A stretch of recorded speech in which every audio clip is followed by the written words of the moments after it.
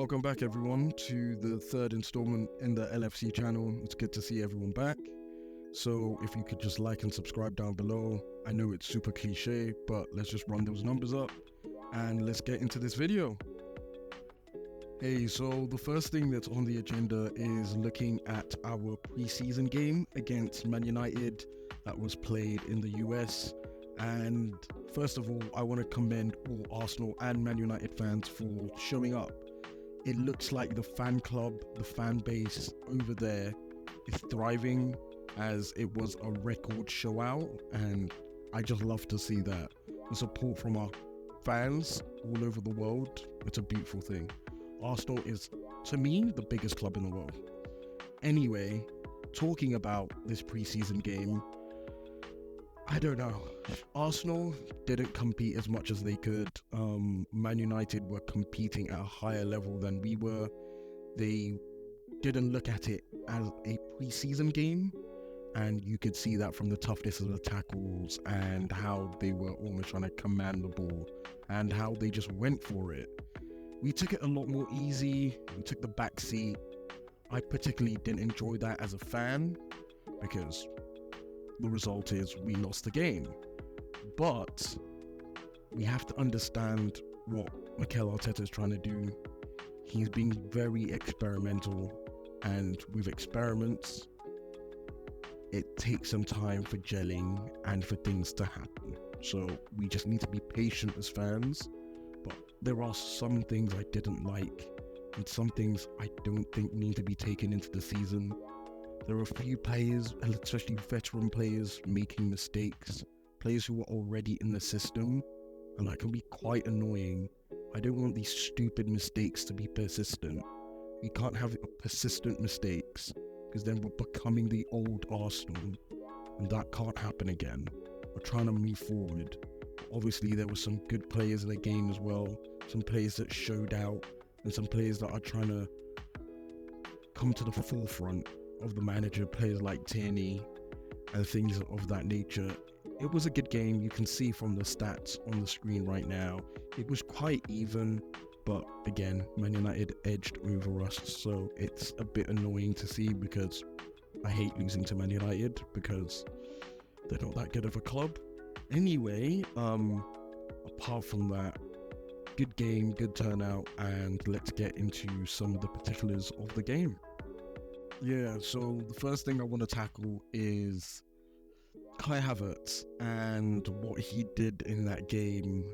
Yeah, I don't think he's him. I honestly still don't understand why we did this deal. I feel like some Chelsea fans are laughing at us. So this is just post-watching this game. He just didn't look comfortable. He looked lethargic. He just didn't fit in the system. I just don't like him as a player. I sometimes just lost him on the pitch. I didn't know where he was. I didn't know what he was doing. He almost felt positionless, where he just didn't know where to play. Again, some of these things will be corrected over time, but I just need to see what Arteta's vision is with this Havertz guy. I really don't mess with him. I think he's kind of dead. Oh, brother, this guy stinks! I'll give him his time. I'll be patient with it. He just didn't have a great game against United. He was getting clowned online, as you can see from tweets like this. And I don't know. I hope this Havertz experiment works. He says he's happier at our club, so that's a good starting point. But I just need to see something more from him. I need to see something more, because I don't want him to just coast by. Obviously, he's going to be great for our depth because we have a lot more games we're playing, but I need to see more.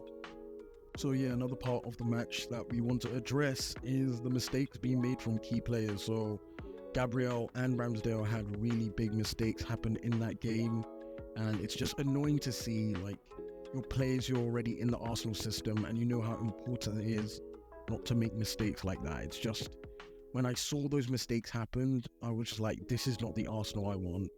So I just hope they can both button it up before the season starts.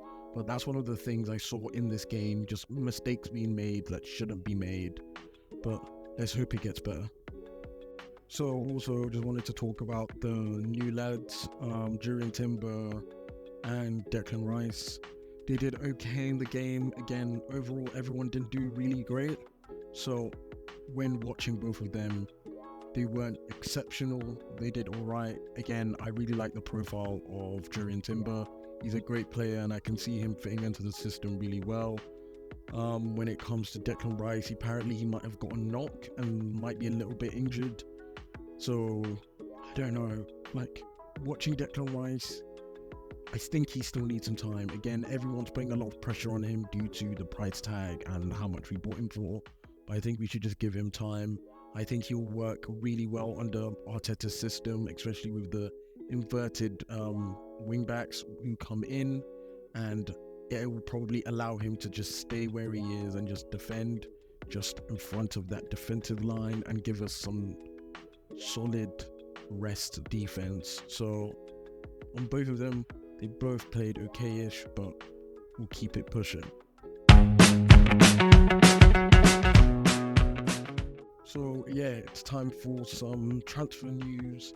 So the first person I want to talk about is Michael Olise, and how some news reports are saying that we are really interested in him, and I am super excited that we're looking at players like Michael Olise. He's really young, he's really hungry, and I've watched a few of his games. I've watched a few of the Crystal Palace games, especially when he plays against us, and I just really like him as a player. He's really skillful, he attacks defenders, he just goes for it, and I think he would be a great backup to someone like Saka. And I think Arsenal are in dire need of someone up top. We just need someone to bolster the positions and also to take some load off Saka, because he's going to be playing really important Premier League games and also really important European games. Then we also have the domestic cups also mixed in. It's a lot. So we need someone who I'm confident who can come off the bench and still make an impact if Saka's not there. And I think Michael Olise can be that person. Again, I don't know if we're going to fully go for him. These are just rumours. But I think I really like his profile as a player. And if we could bring him into Arsenal, I think he would fit Mikel Arteta's whole plan and his system really well. So Mohammed Kudus, this is another player that we are interested in, and this is one I'm really excited about. He is an Ajax player. So Ajax signed him about last year for about 9 million euros after he only played one season at Denmark as a teenager. He's a really young player who has shown a lot of talent in that league. He's showcased his dribbling skills, footwork, and strength on the ball, and his finishing ability. And at Ajax, Ten Hag used him mainly as a centre midfielder, and he occupied central positions, but he has the ability to play out wide as well, and that's what I really like about this kid. He's a really good player. I wasn't too privy to him before now, but I then did my research, and looking into him, I really like him. He's a great player.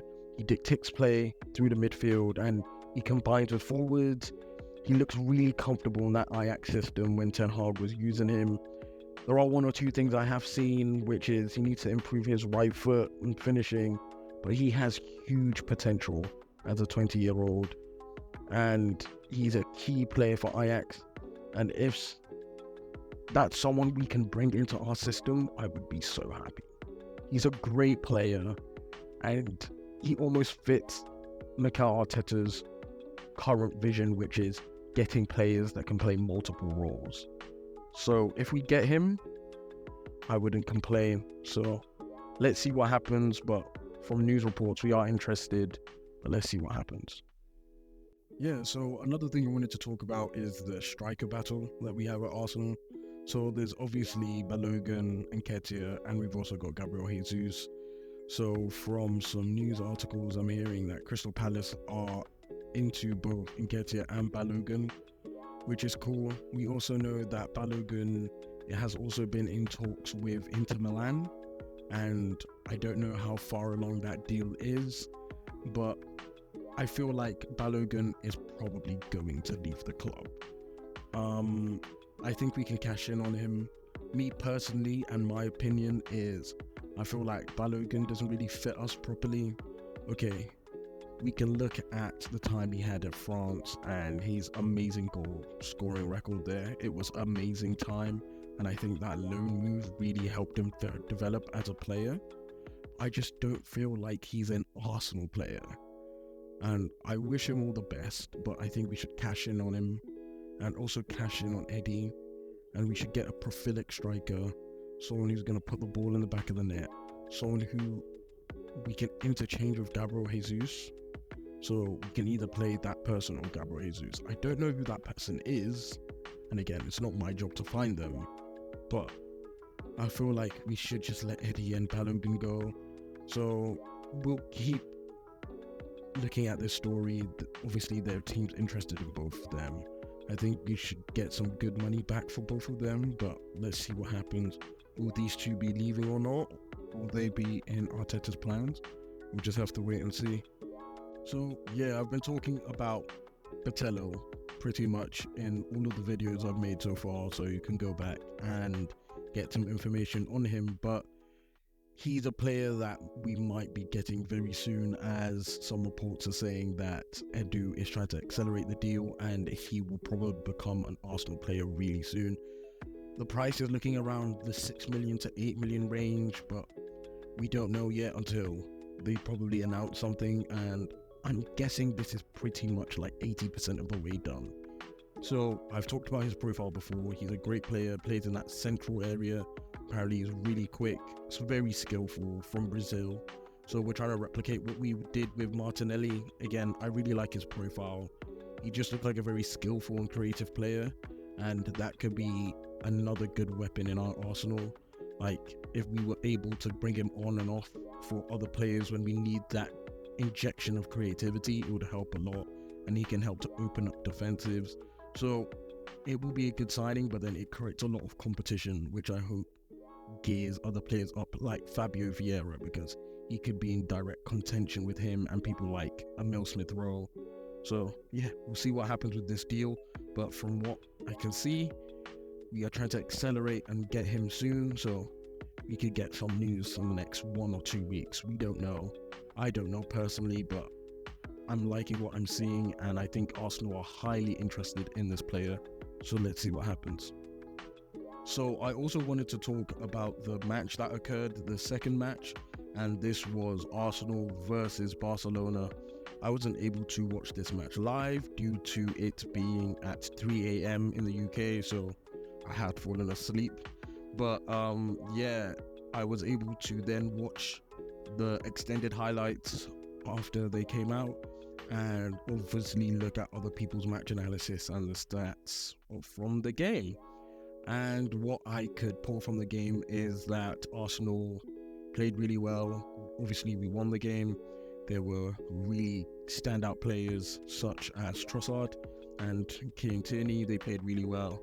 So overall, really good game. Saka played really well as well. It was good to see that the boys had a good bounce back.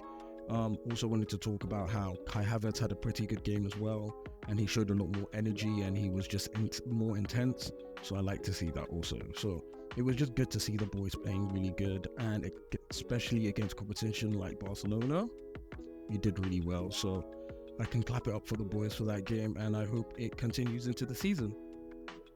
Yeah, so talking about the rest of the preseason, we have 2 games left before the season kicks off, and those 2 games are Monaco and Manchester City. So we've got Monaco in the Emirates Cup, and we've got Manchester City in the Community Shield. I think the City game is going to be a really good test for us, because both teams are going to be fighting for a trophy. So I feel like it'll be a good game to gauge how good we are before the season starts, for sure. The Monaco game will also be really good. See what experiments Arteta can do before that City game. So yeah, and hopefully all the players have settled in by then and they've trained with each other day in and day out, so they just understand each other's tendencies and things of that nature. But 2 games left in the preseason and the season starts. Thank God that real football's coming back, because, bro, I really wanted to break my PC on God, but hey, we move on, man. We move on. Hey, thank you for watching this video of LFC and all the updates. Please like and subscribe, and we will see you next time.